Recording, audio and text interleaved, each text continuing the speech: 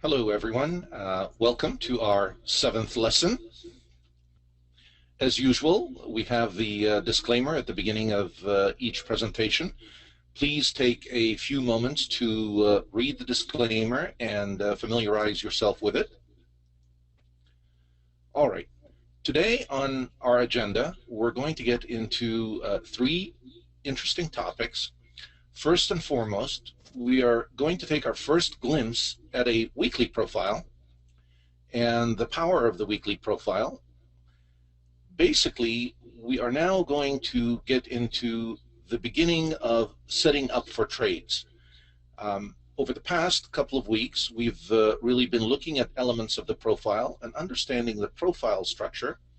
We are going to start now building on this information and getting ready to sort of prepare ourselves to look for trades in the market and to use the profile to help us identify opportunities. We are then going to take a look at key structural reference points on the profile. And then we are going to focus a little bit towards the end of today's session on the open. Okay, let's begin by taking a look at a weekly profile. The weekly profile in many ways looks just like a daily profile, except you're going to find that it is far more populated with letters. Naturally, because when we're looking at a weekly profile, we are really looking at the accumulation of 5 days worth of trading activities. So we see a lot more activity on the profile than we would on a daily profile. Before I navigate too far with the weekly profile, I want to take a few moments to show you how I set up a weekly profile and how I create this weekly profile. Now remember, a weekly profile is going to be made up of 5 different trading days, the entire week. And the image that I have before you right now on my charts is really showing you two different consecutive weeks. So I have the week of January 9th to the right, to the left, I mean, and the week of January 16th to the right. And you can see that the shape for each week is really quite different from the other. I will talk about the shapes and what they mean and the key points in each week and many of this useful information. But let's begin by first learning how to pull up and how to create a weekly profile. We start preparing for any trade, we need to always begin in developing a weekly profile is basically to right-click on a daily chart.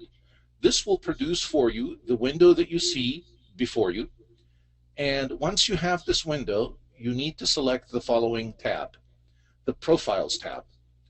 The Profiles tab will allow you a number of different settings that will enable you to create a composite profile based on the number of days of your choosing.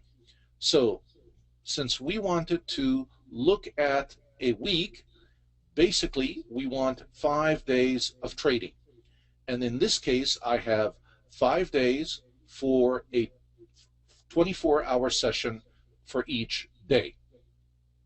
And once you have this in place, you basically click on OK, and immediately the software will generate for you a composite of those, an accumulation of the profiles for those days.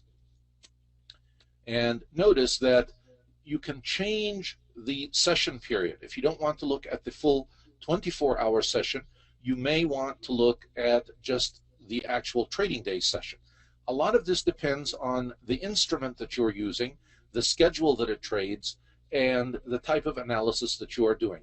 Typically, if you're going to look at the ES Mini or any type of instrument that's a 24-hour trading session, I would highly recommend you use the full 24-hour session to get a clear picture of everything that happened during that entire week period. All right.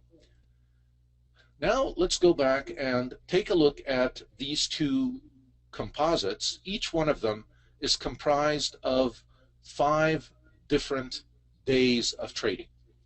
The first one, which was for the week of January 9th, is a rather interesting profile.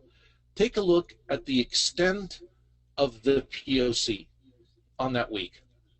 Really, prices spent a lot of time at this level. Traders were very comfortable around this 1282.50 level. So immediately this identifies for me that I have a key level that I need to keep my eye on, not only for this week, but at any point in time. Whenever you see a long POC like you do here, this is something that is definitely worthy of your attention. Now, how does that help us in our trading? Well, this becomes an important point of support or resistance.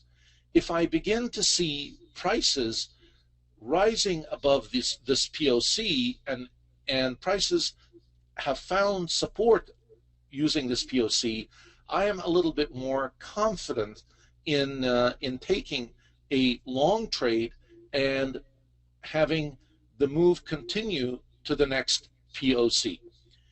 On the other hand, if prices are not able to penetrate or break through this POC, it tells me that traders don't feel comfortable going above this level anymore, and it may be an indication that prices are likely to continue to move lower, and then I begin to look in a different direction. These POCs on a chart are very, very important, and I want you to always look at them because they are like magnets on the chart. Price tends to gravitate towards these POCs. And the POCs that come from a weekly composite are even far more powerful than the ones that you see on a regular daily chart. Oops. All right. Now, if we look at some of the other key levels that we need to keep an eye on, they too become very important for us. There are 10 key numbers that I want you to focus on when you look at these weekly profiles. But before we begin by looking at these additional key numbers, I want to highlight something else that's very important. That few traders pay attention to. We were able to quickly identify the POCs that had the red line because the software identified them for us. But I want you to know that those are not the only critical POCs for the week. Traders will look at what they call the nipples. The nipple is really the peak for each profile. So in many ways, I have another type of POC right here because I have a peak, and I have one here, and I have one here, and naturally there's one here as well. But I don't want to concern myself with all of these peaks. I am only concerned with the peaks where price spent a lot of time. So notice how even though my POC is up here, but price also spent quite a bit of time at this price level. So I would attach the same weight to both those price levels, 1275.75 and 1286.25. They look to me to be equally important as points of control on the weekly chart. The other ones are less significant, and this one would be the least significant of all because it does not extend out. And this one, since it's had the most TPOs, it certainly would be the most important one on this chart. All right, so now that you've learned to identify the POCs that the software identifies, and you've also been able to identify other POCs that are critical on the weekly chart, even though the software may not highlight them for you. Now let's take a look at these 10 key numbers that you should also be able to highlight and discern from your weekly chart. The first one, of course, is your week's high. What was the highest value that prices were able to get to during the prior week? This is a very important number because when we look at the following week, we are going to see where we are relative to some of these key numbers. So for instance, if we're going to open above the week's high, then naturally this is telling us that we have a rather bullish open for the new week. The next number that you want to look at, which is also an important number, not just the high in terms of price, but the week's value area high. And in this case, for last week on the ES Mini, the value area high was 1291.25. Now, a key question would be, why do we really want to look at these key values? Why are these values important to us? And the answer is really quite simple, because this is what the majority of other traders are looking at. These are key numbers that the professionals and the big traders are, in fact, looking at in the market, and therefore it makes them relevant and important for us also to pay attention to. All right, we talked about the POCs, but now I'm going to throw an additional adjective for one of the POCs before us, and this is an important type of POC to learn, and it's called the naked POC, and some traders often refer to it also as a version POC.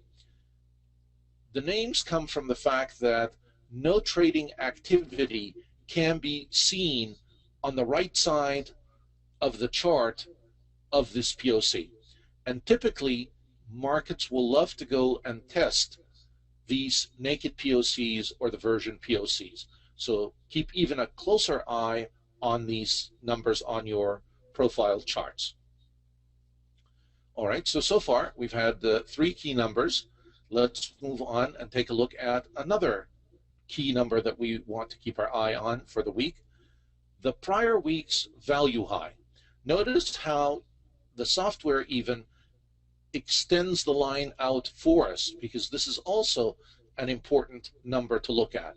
From the prior week, where was the value high? And it's 1283.25 in this case. And by the same token, we also want to look at the prior week's POC, the point of control for the preceding week. And we already have spent a little bit of time highlighting the importance of all of these points of control. These points of control are very important because they are really the areas where traders have spent the most time.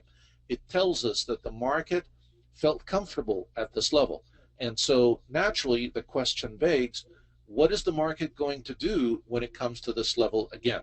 Is it comfortable to go above it, or is it going to be apprehensive in continuing the move above, and now it's going to go in the opposite direction, and we're going to see prices drop to test a POC that's lower?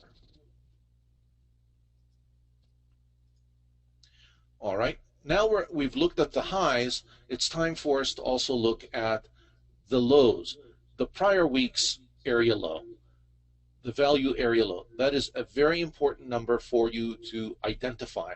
So what I am advocating for you is, before you embark on any trading for the week, you need to do this over the weekend or early in the morning or late in the evening, but this work has to be done before the open of a new week.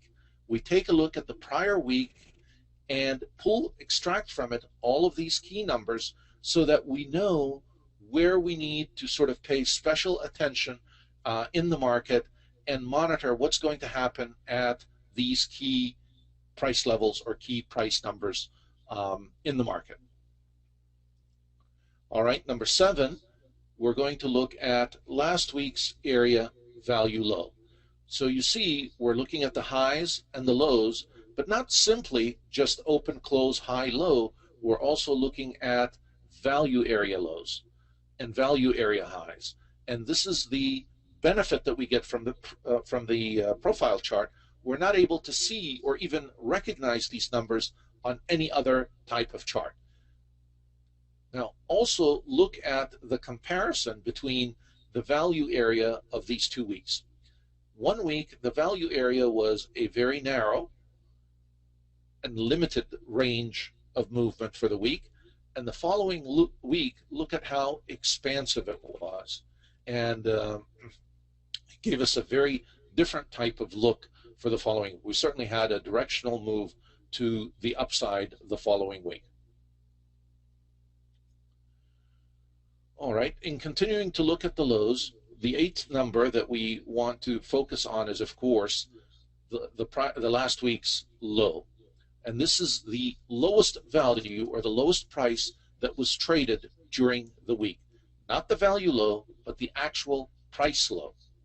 And so notice also how there is really quite a distance between the low value for the week and the lowest price that was hit or printed during that week.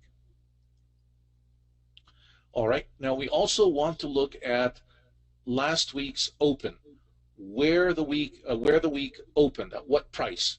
So take a look.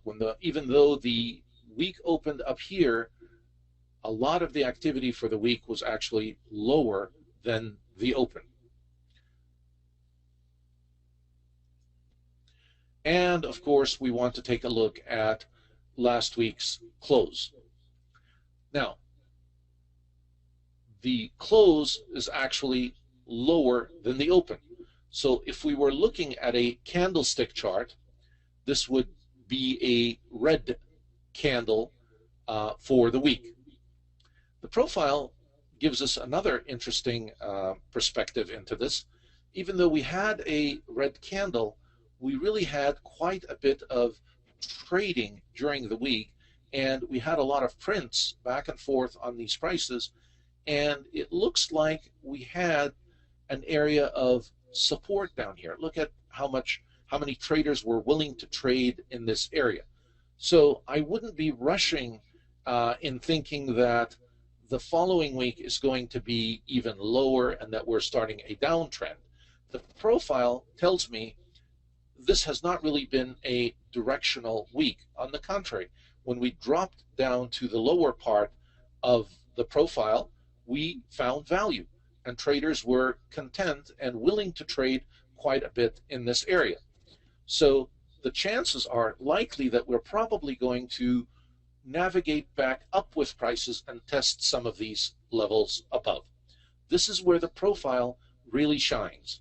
We would not be able to get all this information from simply looking at the candlestick for the single week.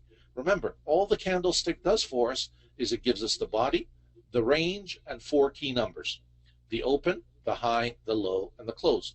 Look at how much more information you were able to derive from the profile chart. A whole new world. All right. Now, I want to take a look with you at some of the key structural points and see how they also influence our trading decisions. Now, this time what I have done is I've created a 2-week composite. Those 2 weeks that you saw each separate, I have blended together. And I use the same exact technique, except now instead of putting 5 days in my window on the software, I used 10 days. And now I want you to look at this picture relative to the one that you were just looking at a couple of minutes ago. Look at where the bulk of the value was, really on the lower end here. Now, this is what I was trying to explain a little bit earlier, that don't be fooled. Just because prices dropped doesn't mean that they're going to continue to drop. When you see this level of trading activity in an area, this is an area where the market is comfortable. There's lots of trading going on here, lots of prints. And once again, I am looking for some key values from this composite. Between this composite and the other data I have for the week, I want to definitely see if there's any overlap. And so I look at these three key numbers, and then I go back and examine the numbers that I had, the 10 key numbers, and see if any of these numbers match or if any of them are in fact close to one another. And you want to keep a real close eye on any prices that overlap. And you will find that there's one price in particular that really stands out, and that is the POC. Look at this level. The 1282.25 number is going to be a very important number looking forward to trading in the following week. So I really am interested in knowing what's going to happen when the market hits this number. Is it going to be able to continue its move in an upward direction, or will this number become resistance for it? Do you see now how by building up different layers of the profile, I can generate some really valuable information and gain some tremendous insights that many other traders, unless of course they understand and they know about the profile, will know. And believe me, those that are individual traders, in terms of a percentage, is a very, very small percentage that are aware of this type of analysis and this understanding of the profile. First of all, you need to know that profile is very popular with professional traders, and many professional traders use it. There's no doubt about that. But when it comes to individual traders, it is really used by a very small fraction. And even those that use it, a smaller fraction of them yet understand how to analyze and how to use the tool effectively. So now you are really starting to get in a league in working with the professionals, the guys with the big money that really have the ability to move the market.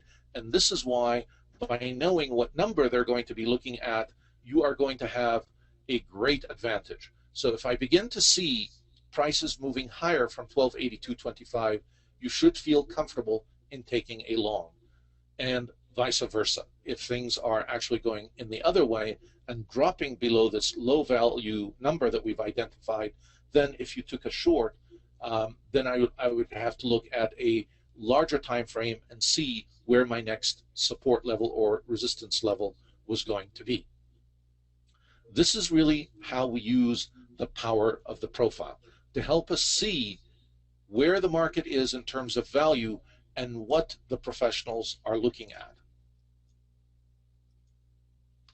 All right, now I want to show you some other important lines that we're going to add to this powerful chart.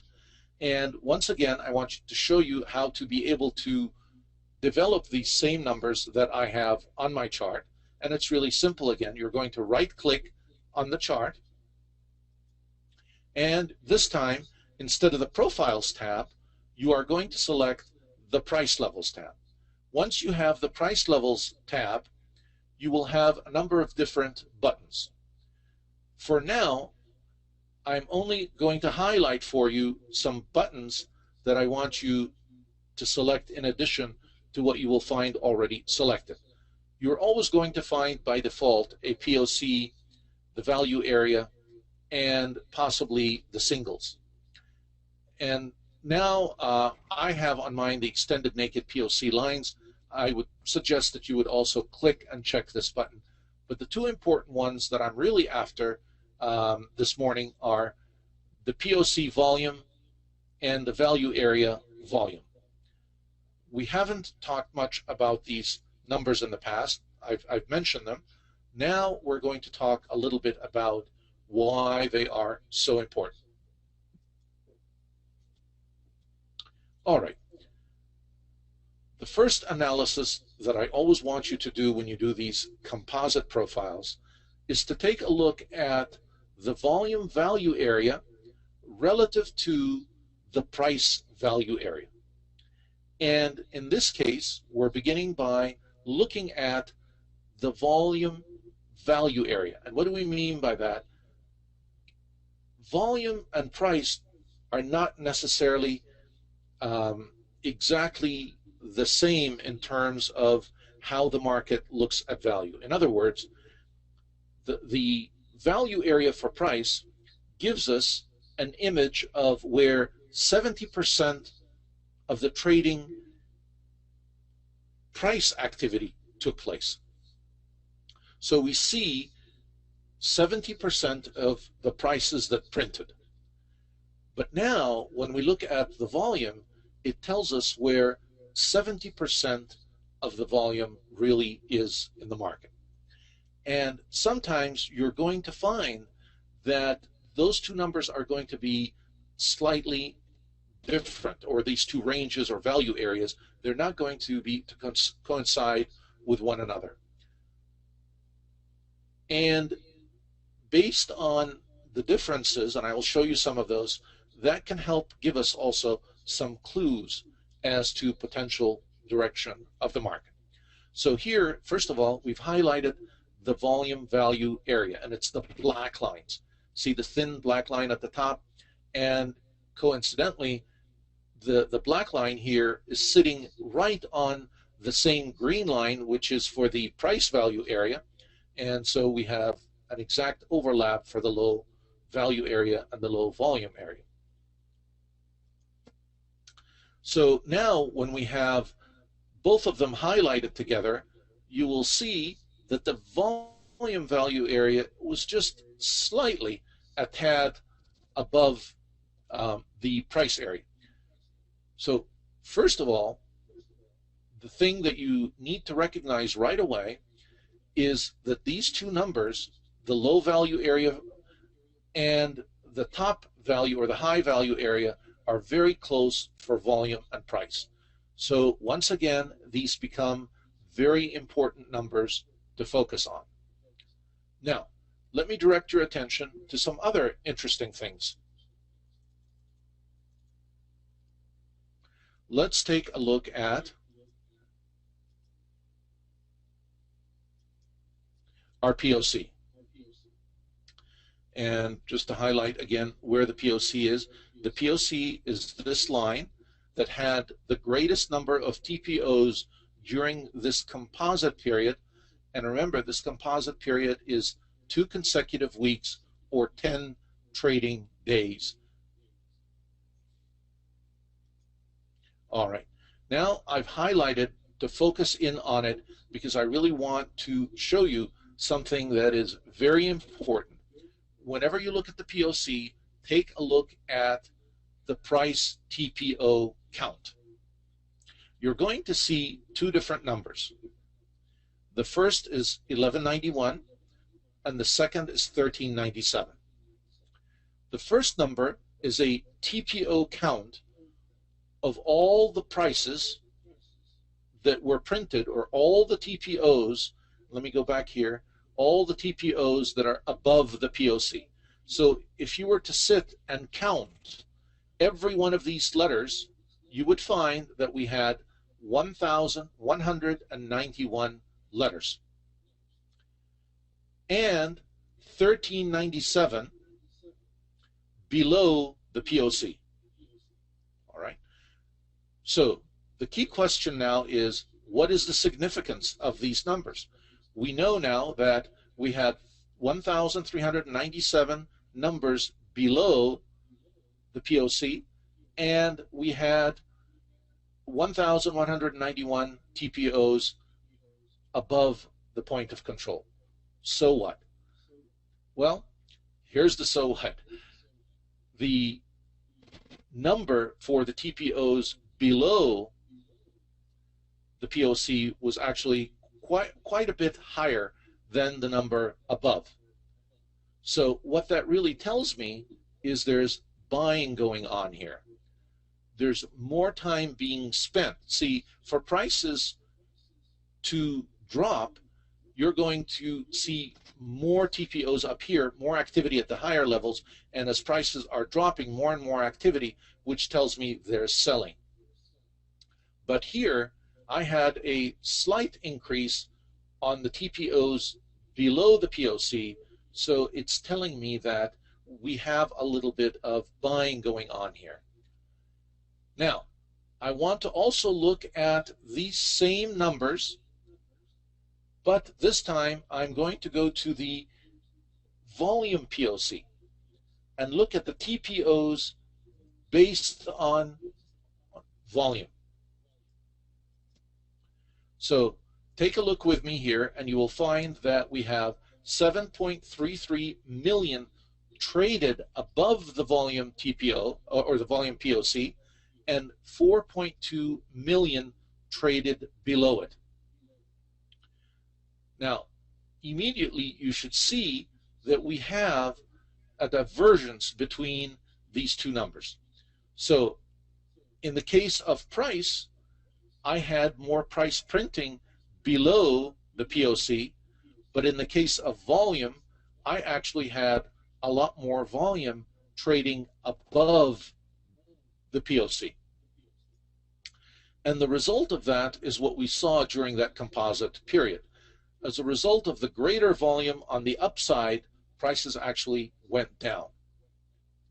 And so this is telling us or confirming to us what we saw over this past period in time. Whenever you have greater volume on the upper TPOs, that's indicative of selling.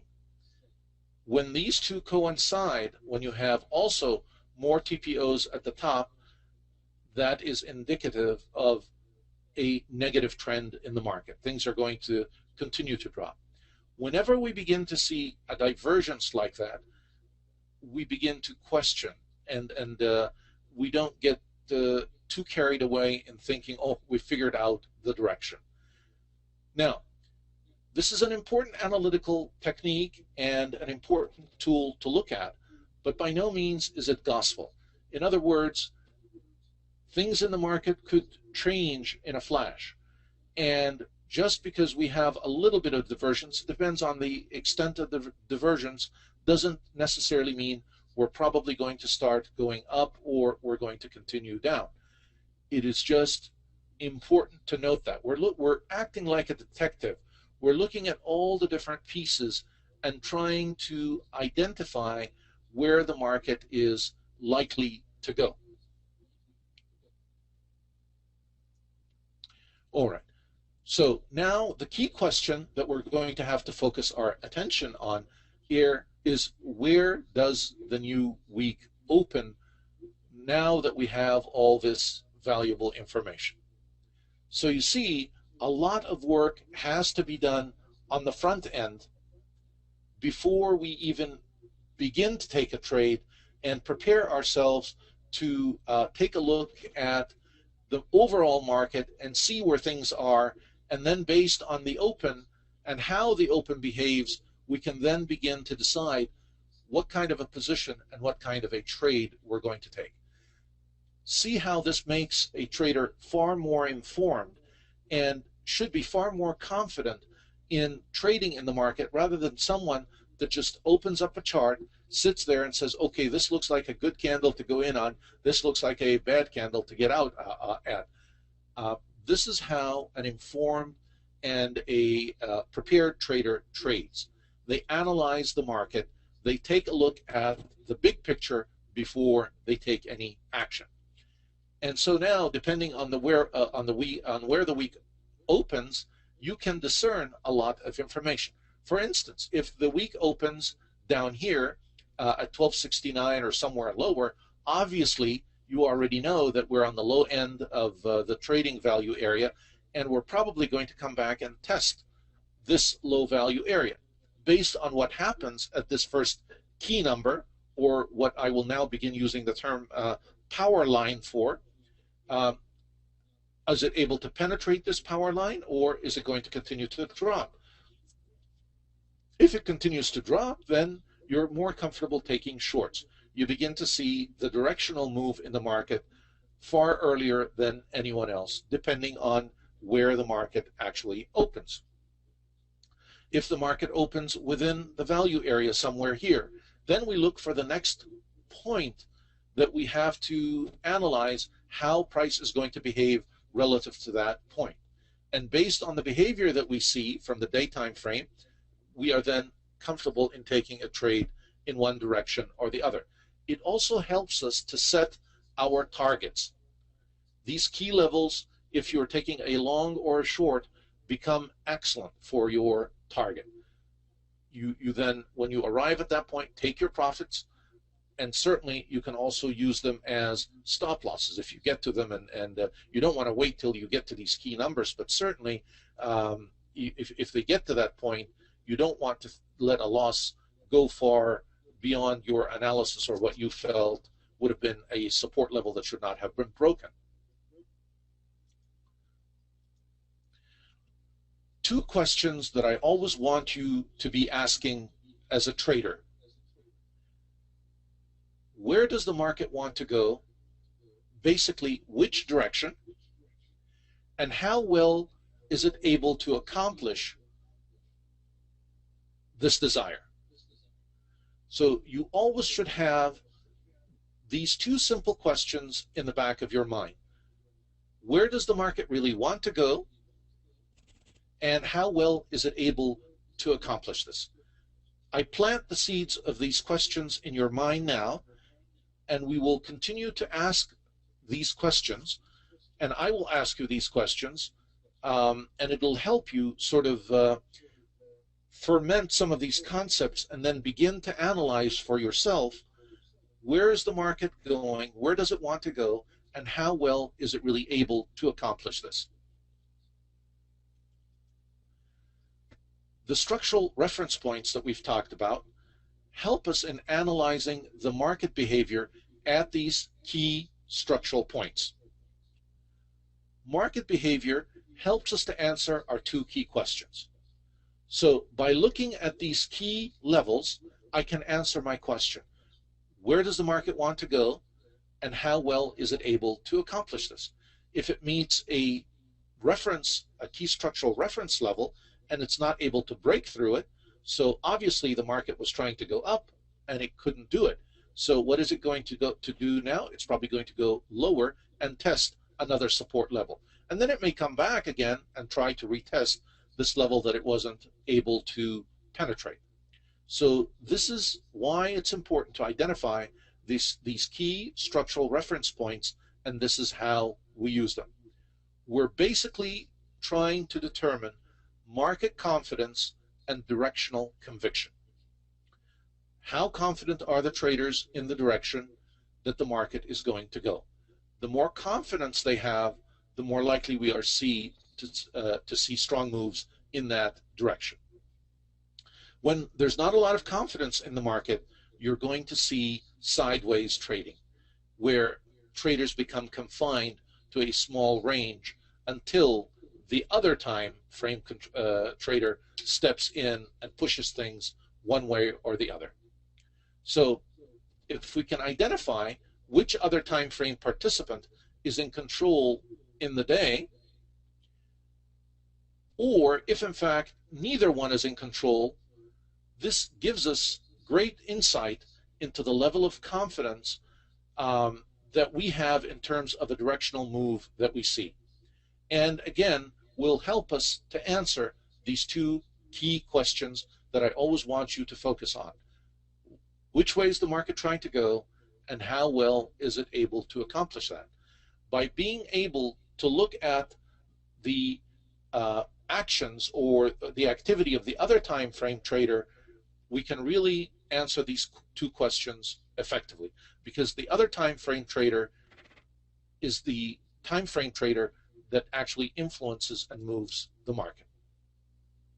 All right, now we are ready to take a look at the open and begin to analyze the open.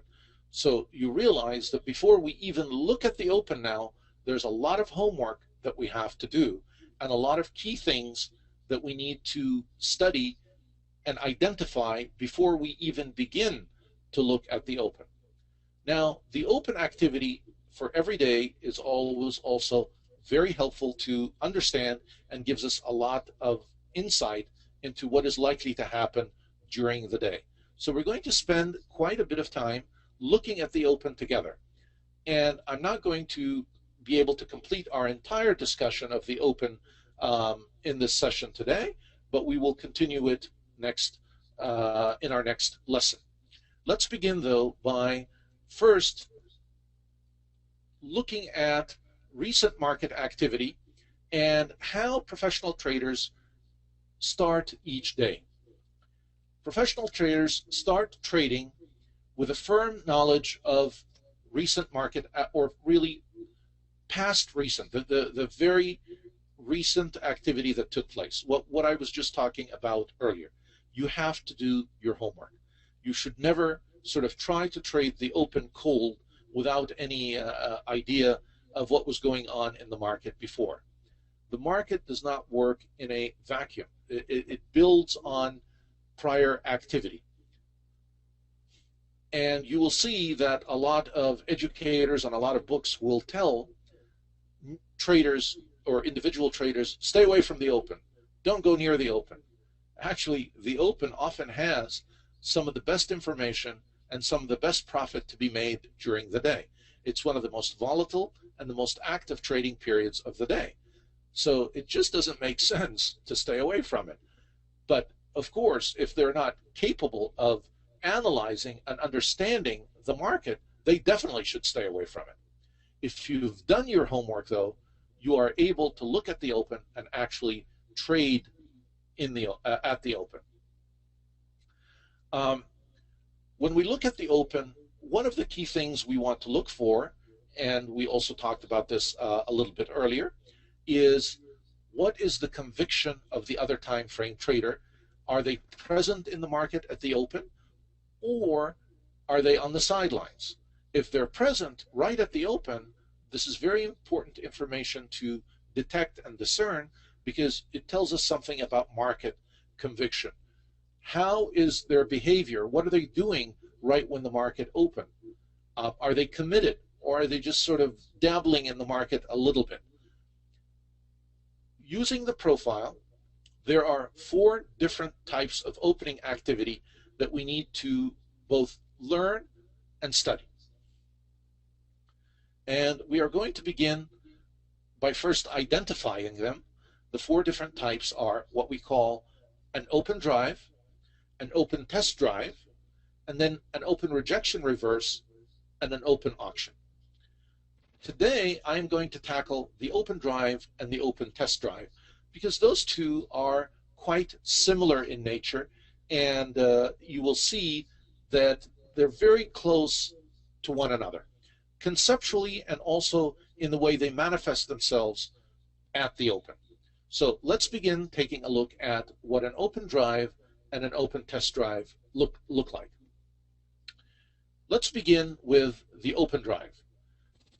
The open drive, I want you to know, doesn't really happen all that often in the market, but when it does, it's a great opportunity. This is the strongest and most definitive type of open. And usually before you get an open drive, you are going to see a high open call, meaning before the market opens, you're going to see that trading is very aggressive in a particular direction, be it the up or downside.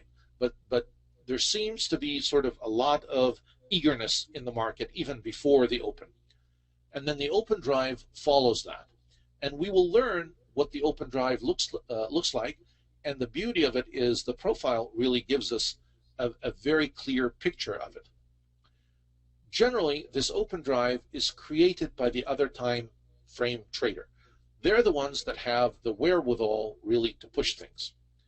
And obviously, if there's going to be an open drive, these other time frame traders have made their trading decisions before the open.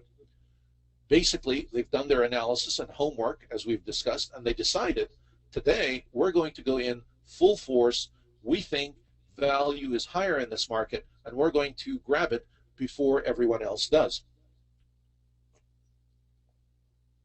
And so our job is just to sort of ride their coattails and follow in those giant footsteps. All right, what are the open drive characteristics? I'll talk about them a little bit, and then I actually think the best way is to see them. So we're going to look at some charts together. Here's what happens when you get an open drive. The market opens and aggressively auctions in one direction. So if it's going up, it's going to auction up very, very quickly. So you're going to see a very quick spurt in one direction.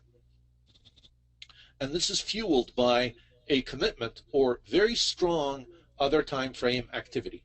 Somebody has stepped in and they're buying big at every price from the open on. As prices rise, they're still buying and buying and buying. The key characteristic here is price never returns to trade back through the opening range. So once we open, it just keeps on moving in that direction, and it never sort of hesitates and comes back to test. So let's take a look at the anatomy of this open drive. The open, we get an open, and you're going to find that this open quite often, not always, but quite often, will be above the prior day's value area high. So we're opening higher, sometimes even higher than the high of the prior day, and sometimes just higher than the close of the prior day. But definitely it is going to start with a bullish open. And then you are going to see aggressive buying. Look at that. The minute it opens, wham, prices start going up and they never look back. That's the classic pure open drive. Open, just as if you're starting a race. The race car driver steps on the gas the minute they say go and doesn't touch the brakes, just keeps on going. And as I told you, this does not happen very often in the market, but when it does, it's a great opportunity. The key is really to sort of capture it when it occurs and jump in on it quickly, which is often not easy to do. I will show you some secrets of how to be able to identify these, and it's an interesting thing because you really have to collect quite a bit of data to be able to identify a true open drive. And since I've already let the cat out of the bag, I will tell you the data that you have to collect. You look at the instrument that you are trading, and each day you take a look at the price movement for that instrument.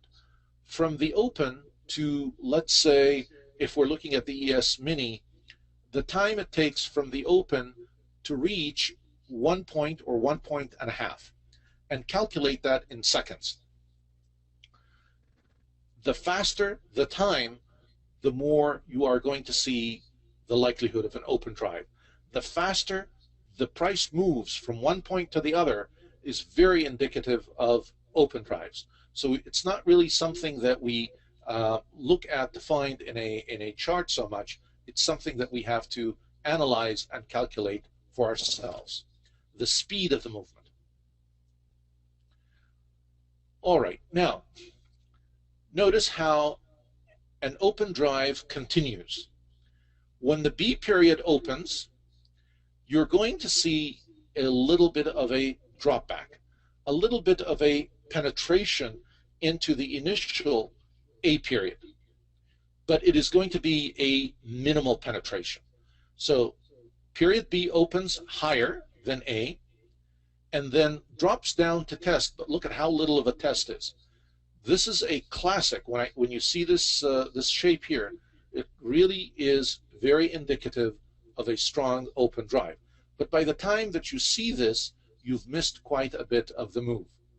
And often you will see price will begin to halt a little bit and trade up here before it continues on in an upward direction. The one thing that I want you to be very careful about and keep a close eye on is the level of penetration.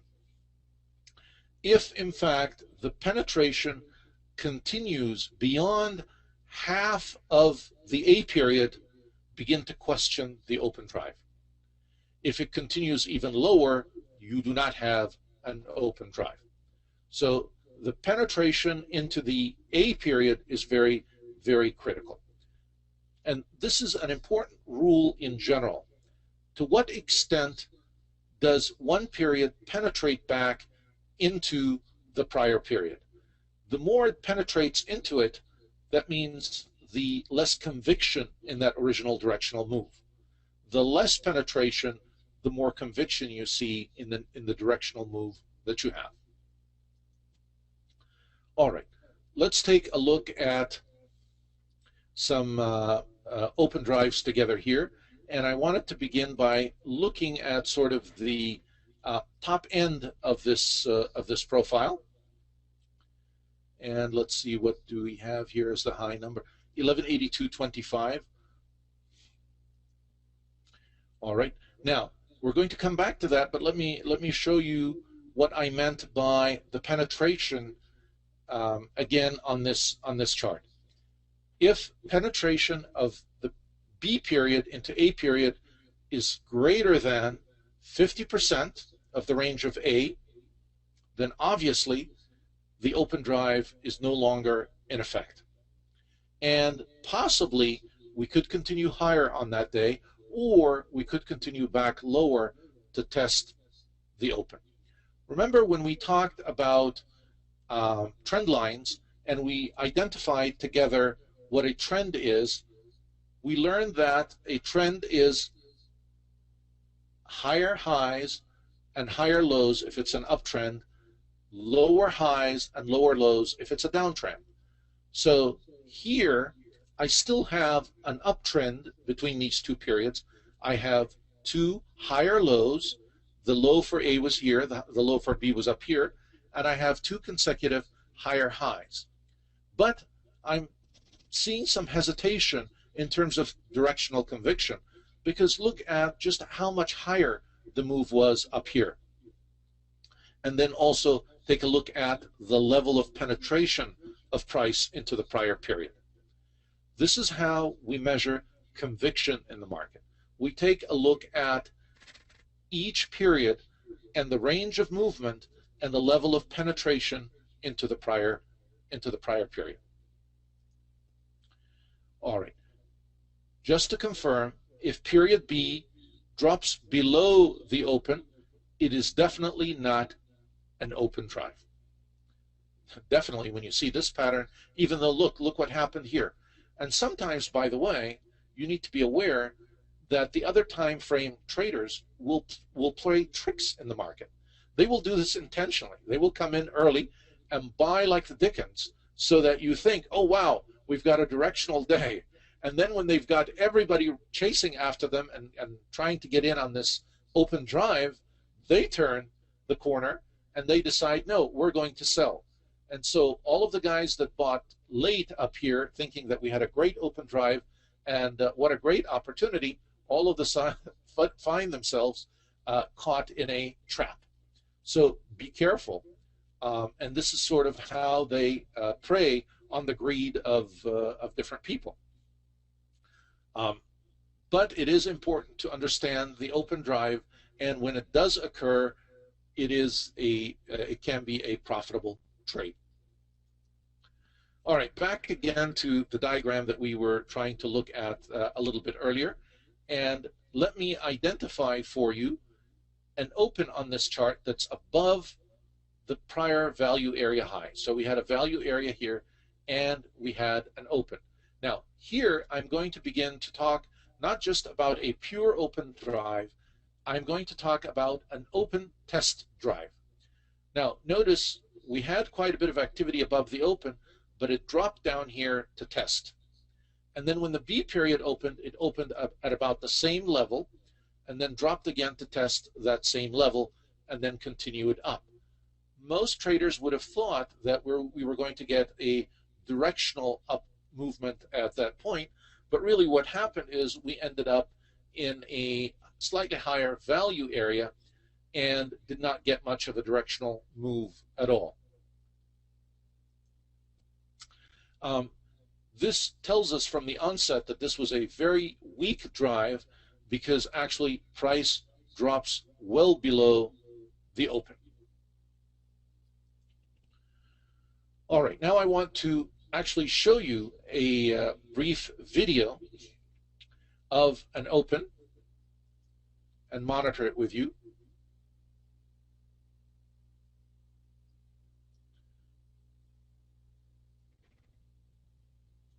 Okay, now notice that after the open, when it opened, did you see how prices dipped back again?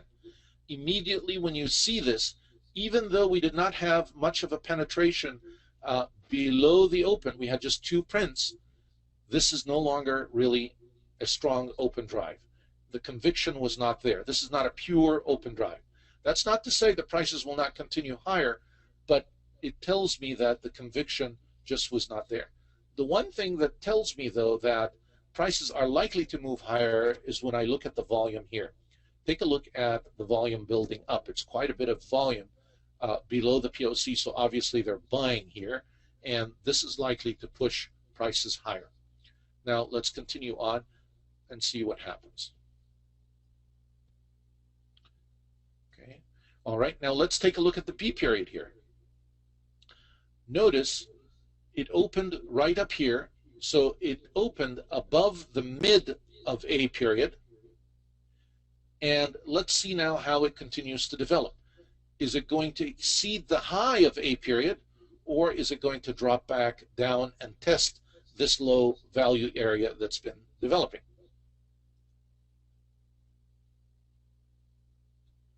Aha. So it actually never looked back. So we began to see an updrive, a strong updrive in the B period. And we can see that because notice from the open, it never came back down. The support level is very strong and it just continued moving up. So now this is another way I can also begin to see it's not quite the open drive that we're accustomed to, but it's the same principles in play just at a different period. So what we're seeing now is really a other time frame trader that has stepped in and they're buying again, and you can see, look at the increase in volume at this level here. We had a little bit of buying up here, and then look at how much more it has increased. Let's continue on and monitor how the day develops. Okay, see how it continues to move up.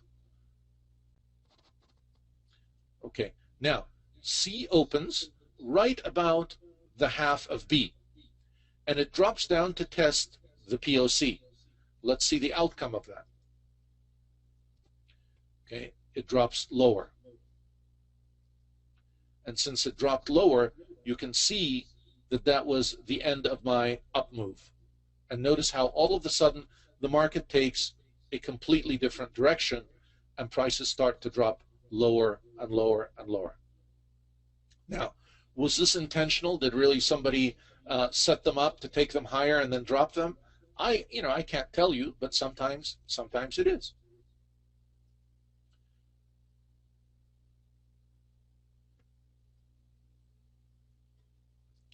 All right.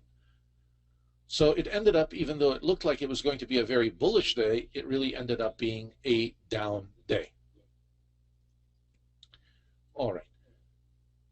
Now, here we're going to look at things happening in the opposite direction.